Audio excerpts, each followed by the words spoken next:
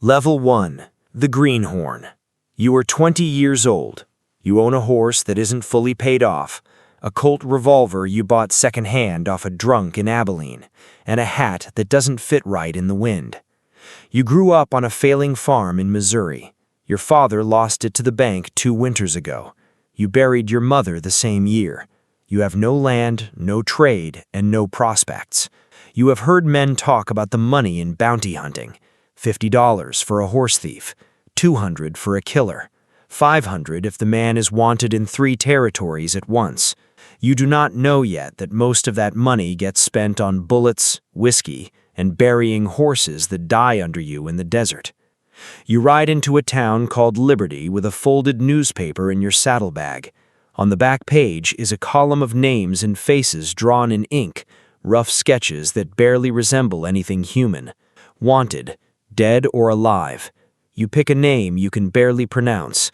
A man wanted for cattle rustling near the Kansas line. The reward is $30. You do not know where he is. You do not know what he looks like beyond the sketch.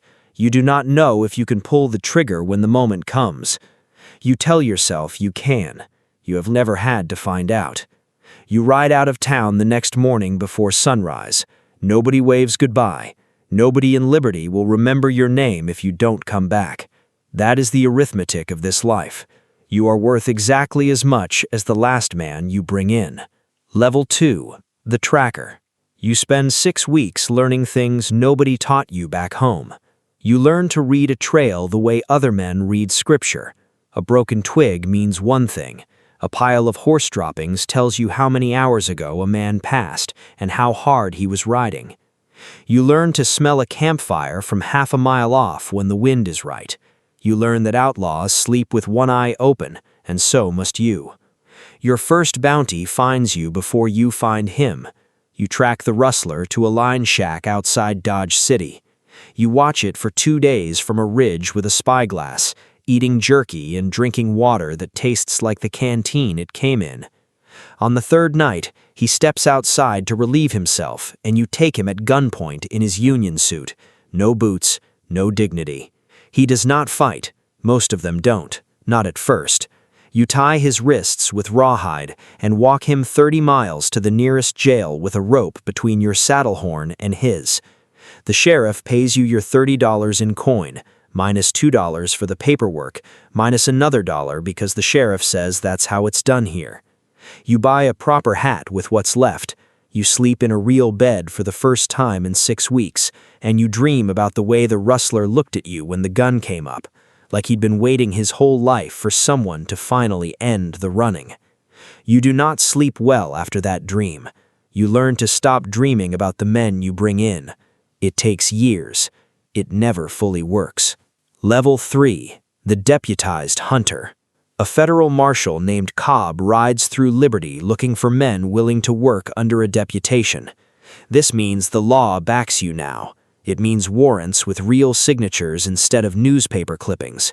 It also means you go where the marshal sends you, into the Indian Territory and the Badlands, where regular sheriffs won't ride because their authority stops at the county line, and yours, for now, does not. Cobb deputizes you for $12 a month plus bounty on top. You ride with 3 other men you've never met. One of them, a Cherokee tracker named Levi Two Feathers, can read sign better than anyone you've ever seen. He teaches you things Cobb never could: how to cross a river without losing your powder, how to tell a real campfire from a decoy left to draw fools into an ambush. Your first posse ride ends in a gunfight outside a dugout in the territory. 3 men wanted for mail robbery open fire from inside a hole in the ground reinforced with sod and timber. The fight lasts 4 minutes. It feels like an hour. One of your posse takes a bullet through the meat of his thigh. You return fire until your cylinder is empty, and when the smoke clears, 2 of the robbers are dead, and 1 surrenders with his hands so high they shake. You collect $400 split 4 ways after the marshal's cut. You have killed a man for the first time. You do not talk about it. Nobody asks you to. Level 4. The Manhunter. Your name starts appearing in newspapers, not as the wanted man, as the man who brings them in. The Liberty Herald runs a small piece calling you a rising manhunter of considerable nerve. You cut it out and fold it into your Bible, which you do not read but carry anyway, because your mother would have wanted it that way. You are hunting real outlaws now, men with gang affiliations and body counts of their own. You track a killer named Dutch Mercer for 11 weeks across 4 counties. Mercer shot a bank teller in Newton for refusing to open a safe fast enough. The reward is $600, the largest of your life. You follow rumors through saloons and brothels and railroad camps. You pose as a cattle buyer in one town and a preacher's assistant in another, learning that lying convincingly is as much a part of this trade as shooting straight. You finally corner Mercer in a line of boxcars outside Wichita. He does not surrender. He puts 3 rounds through the side of a rail car before you put one through his shoulder and drag him out bleeding into the dirt. You get your $600.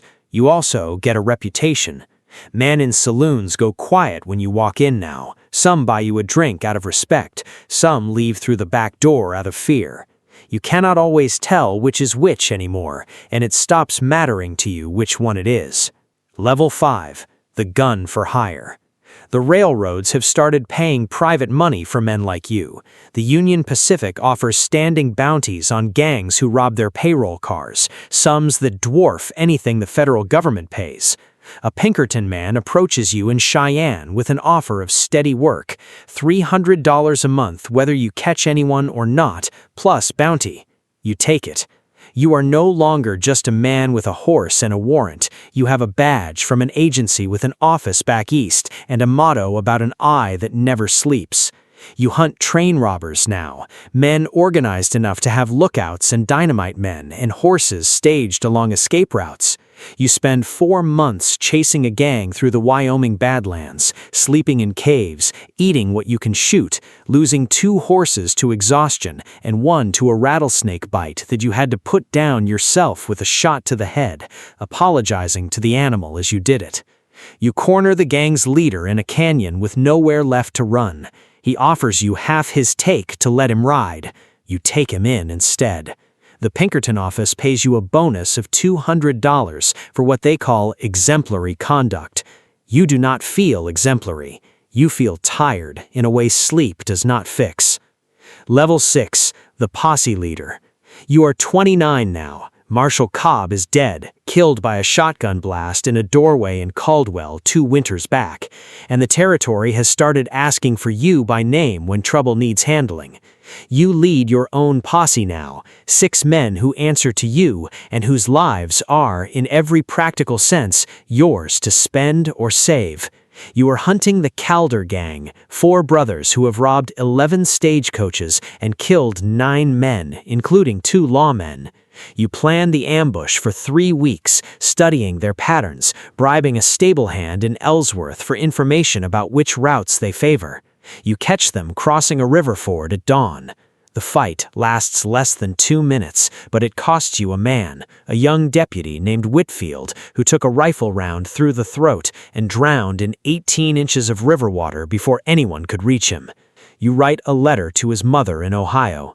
You do not know what to say, so you say he died bringing bad men to justice, which is true, and which helps nobody. You collect $800 for the 3 Calder brothers you bring in alive and the one you bring in draped over a saddle. You split it among 5 men instead of 6. Nobody mentions the 6th share out loud. Everyone knows where it should have gone. Level 7, the Marked Man. Your name is worth something now, and not only to the law. The families and gang affiliates of men you've killed or captured have started putting their own price on your head. A rancher's son, whose father you brought in for cattle theft, offers $50 to anyone who puts a bullet in you on sight. You hear about it from a bartender in Abilene, who tells you out of what he calls professional courtesy, since you've bought a lot of whiskey in his establishment over the years. You start sleeping with your back to the wall in every saloon you enter. You start checking rooftops out of habit before you cross a street. You trust almost no one who approaches you first. A woman you have been courting for 8 months, a schoolteacher named Ruth in Newton, tells you she cannot marry a man who might be shot dead collecting the mail. You do not argue with her. You know she is right. You ride out of Newton the next morning and you do not go back, because going back means explaining a life you are not sure you can explain even to yourself. You are rich by the standards of the frontier, and richer than any farmer you grew up with, and you are also more alone than you have ever been, sitting in hotel rooms with a chair wedged under the doorknob, listening to footsteps in the hallway that are probably nothing, and might not be. Level 8, the legend. You are 36. Dime novels have started printing stories about you, most of them invented, some of them exaggerated versions of things you actually did. A writer in New York you have never met has published a pamphlet claiming you once killed 4 men in a single gunfight in a town you have never visited. Children in towns you ride through point at you like you are something out of a traveling circus. Some of them are afraid, some of them want your autograph, though half of them cannot read the name once you write it. You are feared by outlaws and respected by lawmen, and neither category fully trusts you, because a man who hunts other men for money is a strange animal to everyone, including himself. You have brought in over 60 wanted men in your career, some alive, some not. You have buried 4 members of your own posses over the years and attended more funerals than weddings. You have more money than you know what to do with and nowhere that feels like home to spend it. You buy a house in Newton anyway, a modest one with a porch, though you are rarely in it more than 6 weeks a year. The rest of the time, you are somewhere in the territory, in a canyon or a boxcar or a dugout, doing the only work you have ever known how to do. Level 9, the old gun. You are 47 years old, and your hands have started to shake in cold weather. An old bullet wound in your left shoulder aches before every storm, a better forecaster than any almanac.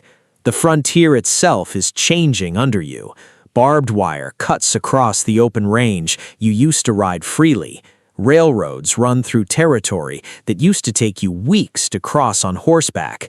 The great outlaw gangs are mostly dead or in prison, and the ones still working have moved into bank robbery with getaway routes planned around train schedules instead of horse trails. You take one last major bounty, a killer named Silas Bourne, wanted for murdering a family of 5 outside Trinidad, Colorado. The reward is $1,000, more money than you made your first 5 years combined. You track him for 2 months into the mountains of New Mexico territory, through snow that nearly kills you twice. You find him in a line shack at 11,000 feet, half frozen and half mad from isolation. He does not surrender. He does not fight either. He simply looks at you when you kick the door open and says he has been waiting for someone to finally come. You bring him in. You collect your $1,000. Your hands shake so badly signing the receipt that the marshal has to hold the paper steady for you. Level 10, the ghost of the frontier. You were 61 years old. You sold your guns to a museum 3 years ago for less money than you once made on a single bounty because a man from back east wanted them for a display case and you needed the money for a doctor in Denver who could do nothing for the cough that has settled into your chest. You sit on the porch of the house in Newton that you rarely lived in and now cannot leave because your legs do not carry you the distances they used to. Ruth never married you, but she writes to you sometimes from Kansas City, where she teaches other people's children now. You write back less often than you should. You outlived most of the men you rode with. Levi Two Feathers died of fever in the territory 11 years ago.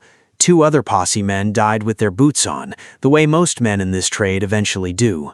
You are one of the rare ones who did not.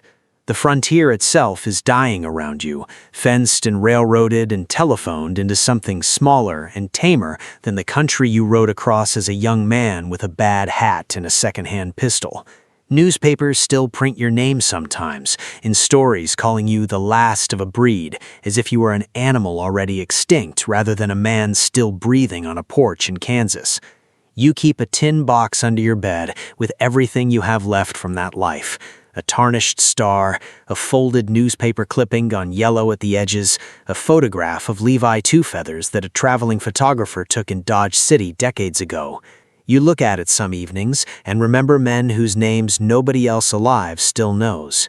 Somewhere south of here, in a town not unlike Liberty, a 20-year-old is folding a newspaper into his saddlebag. He has a horse that isn't fully paid off and a revolver he bought secondhand off a man who needed the money worse than the gun. He has read a name on the back page he can barely pronounce, wanted for $30, dead or alive. He does not know what it costs to bring a man in. He does not know what it costs to be the one they eventually come looking for instead. He will find out, one bounty at a time, one grave at a time, one long ride at a time, the same way every man before him found out. The frontier does not care whether he survives it. It never has. It only cares whether the next name gets crossed off the list. Someone always rides out to cross it off. The list never runs out of names, and the frontier never runs out of men willing to chase them.